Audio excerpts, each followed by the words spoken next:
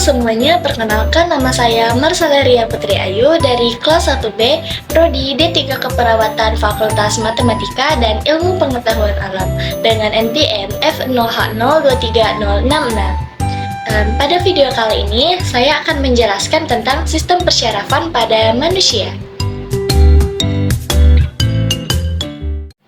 Sebelum itu, kita harus tahu dulu apa itu sistem saraf.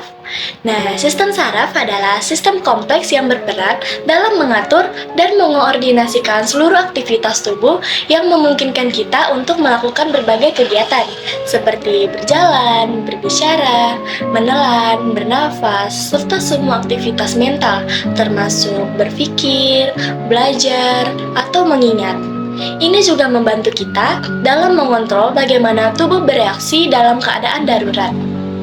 Nah, sistem saraf pada manusia terdiri dari otak, sumsum tulang belakang, organ-organ sensorik seperti mata, telinga, dan organ-organ lainnya.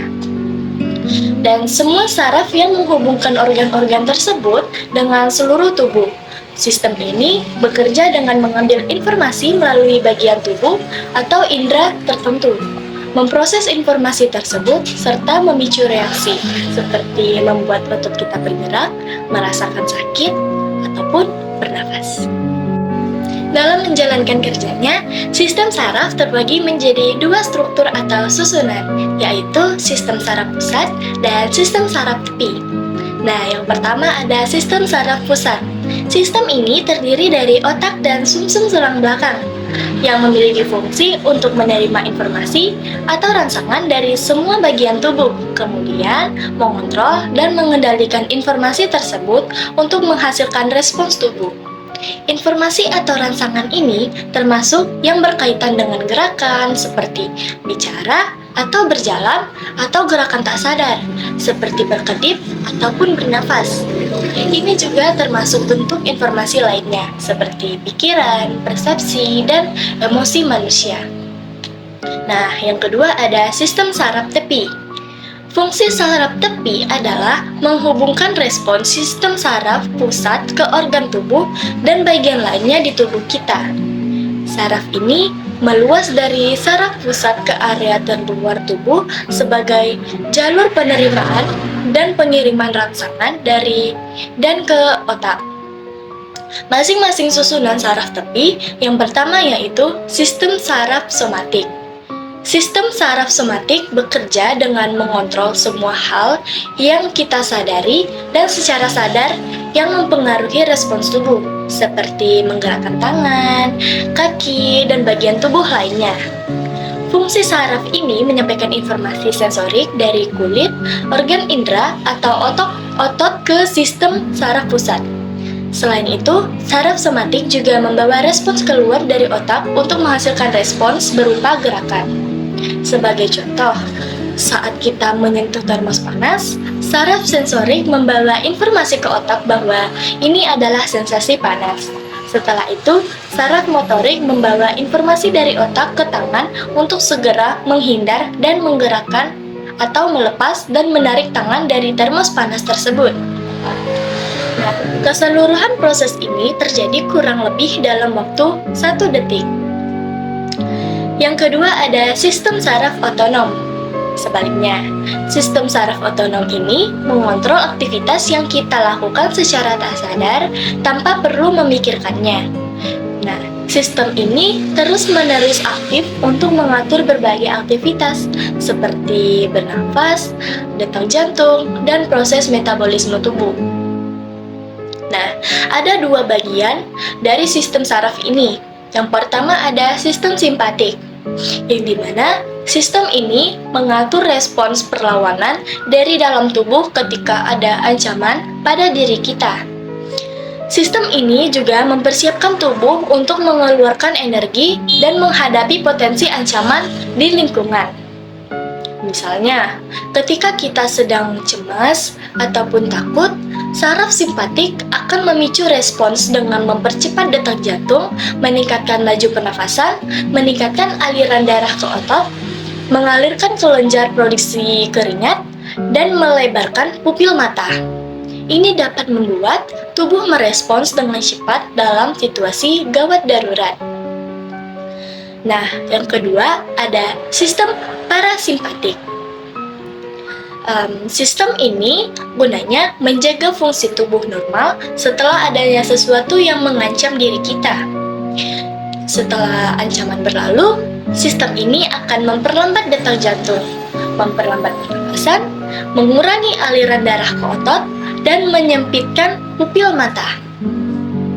Ini memungkinkan kita untuk mengembalikan tubuh ke kondisi yang normal. Secara umum, sistem saraf pada manusia memiliki beberapa fungsi. Yang pertama yaitu mengumpulkan informasi dari dalam dan luar tubuh atau fungsi sensorik. Yang kedua, mengirimkan informasi ke otak dan sumsum tulang belakang. Yang ketiga, memproses informasi di otak dan sumsum tulang belakang atau fungsi integrasi. Dan yang keempat, mengirimkan informasi ke otot, kelenjar, dan organ sehingga dapat merespons dengan tepat atau fungsi motorik. Berikut bagian-bagian sistem saraf beserta fungsinya. Yang pertama ada dendrit. Dendrit adalah serabut pendek dan bercabang yang menyebar dari soma atau badan sel.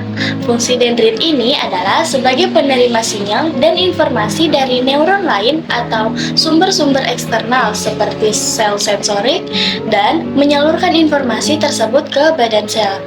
Yang kedua ada soma atau badan sel yang berfungsi untuk mengendalikan metabolisme keseluruhan dari neuron.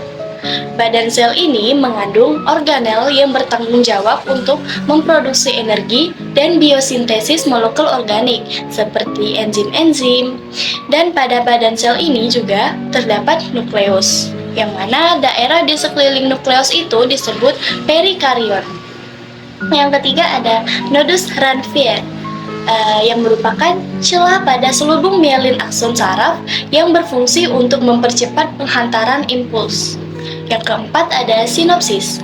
Sinopsis adalah titik temu antara satu neuron dengan neuron lain, yang mana fungsi sinopsis ini adalah sebagai penghubung antar neuron dan mengirimkan sinyal impuls ke neuron lain. Yang kelima ada sel Schwann, yang merupakan sel yang membentuk selubung pada sistem saraf tepi yang berfungsi untuk mendukung perkembangan, pemeliharaan, kerja, dan regenerasi sel saraf tepi yang mengangkat sel akson yang mati. Juga yang keenam ada selubung mielin, yang merupakan bagian yang dibentuk oleh sel Schwann yang berfungsi untuk melindungi dan memberi nutrisi pada daerah akson. Dan yang ketujuh ada akson yang berfungsi untuk mengirimkan impuls listrik dari badan sel menuju ujungnya yang disebut terminal akson. Nah, dari sinilah sinyal tersebut kemudian ditransmisikan ke neuron lain. Yang kedelapan ada nukleus atau inti sel yang berfungsi untuk menyimpan informasi genetik dalam bentuk DNA, serta mengontrol pertumbuhan dan pembelaan sel, mengatur metabolisme sel dengan mensintesis sebagai enzim yang memproduksi RNA dan ribosom.